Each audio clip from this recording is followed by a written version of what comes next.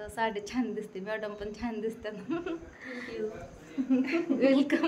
राधूच्या मॅडमने हळदी कुंकाला बोलवलं होतं आणि खाल्लं पायऱ्यापासूनच मॅडमने रांगोळी काढली आणि फुलं पाकळ्या पण टाकल्या. बघा इथं झाड आहे, एकदम खालनं सुरुवात केली रांगोळी काढायची, दारापर्यंत काढली. असं वेलकम नाव टाकलंय आणि इथं दारामध्ये आहे बघा, वरती त्यांच्या दारामध्ये हळदी कुंक असं नाव टाकलं बघा. हळदी कुंकाचा कार्यक्रम आहे त्याच्यामुळे एकदम छान रांगोळी काढली. कडेपर्यंत तुळशीपर्यंत रांगोळी काढली.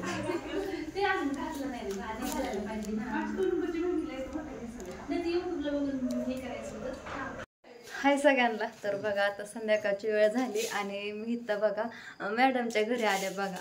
तर मॅडमच्या घरी आज आहे हळदी कुंकाचा कार्यक्रम आणि मला दुपारीच सांगितलं होतं ताई या म्हणून संध्याकाळी हळदी कुंकाच्या कार्यक्रमाला. म्हणलं येते. तर आजूला सोडवा मी आले होते बघा, तिच्या पायाला लागले, तुम्हाला तर माहितीच आहे सगळ्यांना. मग तिचे दप्तर घेऊन मी आले होते आणि मग परत घरी गेले माघारी. परत आता आले, 7 वाजून गेलं.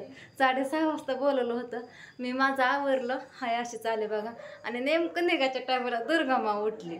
मग तिला बळच आवरलं तिचं पण, तोंडी धुतलं आणि इकडं आले. रडतच होती बघा. निघायला आणि उठायला गाठ पडले.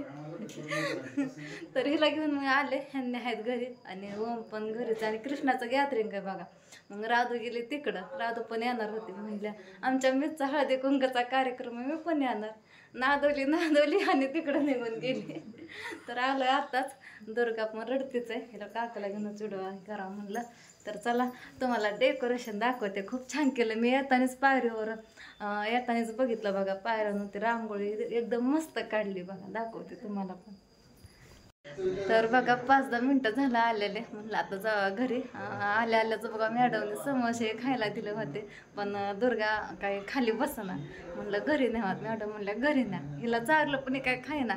तर मी म्हणलं का द्यावाच लागतं का. तर मॅडम म्हणल्या तसं काय नाही, मला माहीत नाही म्हणून मी विचारलं. तर म्हणतात मॅडम म्हणल्या हळदी कुंकाला आपण बायकांना बोलवलं होतं, त्या निमित्ताने खायला पण काय म्हणलं तुम्ही थोडंसं देतात. नाही तर म्हणता काय पण विचारते मॅडम. नाहीत काय काय कमेंट करतात बघा. जे आपल्याला माहीत नाही ते म्हणलं माहीत करून घ्या. कोणी बघा चहाही देतं, ज्याच्या त्याच्या मर्जीने वाटतात बघा. तर हळदी कुंकू हे आल्याला लावत होते. म्हणलं थांबा मी थोडासा व्हिडिओ घेते म्हणलं आणि मग हळदी कुंकू लावा म्हणलं. आहे ना मॅडम. तर साडी खूप छान दिसते मॅडमला बघा. ह्याच्या आधी मी पण एकदा स्टेटसला बघितली होती, तेव्हा पण खूप छान दिसत होतं. कुठंतरी लग्नाला गेलतात बघा त्या टायमाला स्टेटस ठेवलं होतं. तर साडी छान दिसते, मॅडम पण छान दिसतात. वेलकम. मला जातं ना ते नऊवारी साडी घालायची असते की छान दिसले असतात. घातली नाही ना, पहिल्यांदा घालायची म्हणजे वेळ लागतो आणि त्यात मध्ये करायला एकटाच. आणखी ट्युशन पण होतं दुपारी, थोडं लवकरच ठेवलं होतं बघा. मग ट्युशन घेऊन मॅडमने एवढं सगळं आवरलं. मी दाखवते तुम्हाला. बाहेर पण रांगोळी काढली तुळशीपाशी. काय झालं बाळा. इथं ताईने बघा ताट करून ठेवलं मॅडमने. तिळगुळाची वाटी, पानचं पाय किती छोटं आहे बघा, एकदम भारी. मला तर लय आवडलं. आणि पानं, सुपारी पण फोडून ठेवली अशी. असं बसायला पण टाकलं.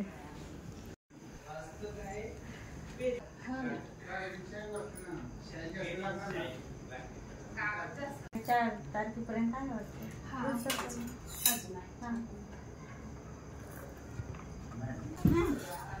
पडावं लागतं पाया. जर तुझ्या लवकर आली तर पाठवून दे. तर आलो बघा घरी आणि ओमला मी घरी ठेवून गेलते. खाऊ हात धुतला, खेळत होता. हे तर घरातच खा, बाहेर नसतं जायचं. कुठं पाया लागला. आणि त्या मॅडमने सगळ्या बायकांना समोसा दिलं होतं आणि अशी एक डबी लुटायला सामान आणतात ना, तशी एक डबी बघा. मी त्याच्यामध्ये पान सुपारी टाकली आणि दुर्गा तर काहीच खाय नाही, पाणी पण नाही पिली उठल्यापासून. तिला दुकानला म्हणून नादी लावली होती, नेली तिकडल्या घरी मॅडमच्या. ते दुकानला चल म्हणायला लागली, काहीच खाय ना. खा की दुर्गा ही पिल्ल्या. होय ग दर खाते. नको नकोच करते. दुर्गा काहीच खाय नाही बघा झोपेत नोटल्यापासून. म्हणून ह्यांनी जरा तिला फिरायला नेली बाहेर, घेऊन गेलं बघा बाहेर. आणि 7 वाजायच्या आधी मी देवाला वातुदबत्ती करते. तिकडे गेल्यामुळे थोडासा उशीर झाला. मी बसले 5-10 मिनटं दुर्गाला येऊन तिथं बोलत बसले होते. आणि आता देवाला वातुदबत्ती पण केली बघा. वात पण लावली आणि उदबत्ती पण लावली. तर चला आता मी किती भांडी घासून, मला भांडी घासायच्यात. आणि दुपारचा स्वयंपाक तसंच आहे, 2 भाकरी आणि भाजी आहे. थोडासा भात करा म्हणलं दुर्गाला आणि पोरांना. राहू तर काय आणखीन आली नाही आणि नळाला पाणी पण नाही आलं. कसं काय काय माहिती. भांडेच आलं लागलं पाणी यायला. आत्ता मगाशी बघितलं होतं तर नव्हतं आलं, आत्ताशी यायला लागलं. तर भांडे पण आहेत. मगाशी चहाही केला होता आप्पांना आत्यांना. आत्या होत्या दिवसभर, मगाशी गेल्या तर कृष्णाला घेऊन 4:30 वाजता गेल्यात बघा इथनं. आणि आत्या घरीच आहेत. राधू गेली तिकडं कृष्णाच्या शाळेमध्ये. काय झालं, कुठं गेलतात? आला कशाला आणले अहो पोरांना? ओमला तर देऊ नका, चांगली नसते. तुम्हीच म्हणता चांगली नसते स्टिंग प्यायला. होय हो. काय घेऊन आले दुर्गा? आजारी पडायचो का नाही ना काय आणलं? चॉकलेट वय, कॅडबरी. चला, नाहीच काय खाल्लं आहे का नाही? भाजी भाकरी घरातली. या घरात चला. तुळशीला पण बघा इथं उदबत्ती लावून घेतली मी. भारी वाटतं तेवढं संध्याकाळी, फ्रेश पण वाटतं आणि उदबत्तीचा वास पण दरवळतो भारी, छान अशी वास येते. मग कसं वाटतंय वातावरण संध्याकाळचं. 7:30 वाजून गेल्यात, जवळजवळ 8 वाजत आल्यात. आता कोणीच नाही इथं, शेजारी पाजारी काय करमत पण नाही. मग भकास दाखवतं नुसतं. तर दुपारी कोणीच जेवण नाही केलं बघा. 3 भाकरी तशाच येतं, 4च भाकरी केल्या आणि भाजी पण तशीच आहे. किती मोठी फ्लावरची भाजी बघा. आणि आता स्वयंपाक करायची तर काही गरज नाही, भात करायला लागले होते. भाऊजींचा फोन आला ह्यांना जेवायला ये म्हणून. तर त्यांनी चाललं तिकडं जेवण करा. राधू पण तिकडंच आहे आणखी. आता हे भाजी आटवा लागून सुक्क करते ह्याला. गुड मॉर्निंग सगळ्यांना. मी सकाळच्या पारीबाग इथं धपाटी करण्यासाठी घेतल्यात आणि मी सगळं सामान घेतलंय. लसूण, जिरे आणि हिरवी मिरची पण घेतली बघा इथं. जशी तिखट पाहिजे तसंच हिरवी मिरची घेतली चवीनुसार. आणि कोथिंबीर ह्यातली निम्मी बारीक करायची, निम्मी चिरून टाकायची. अद्रक घेतलंय बघा म्हणजे आलं.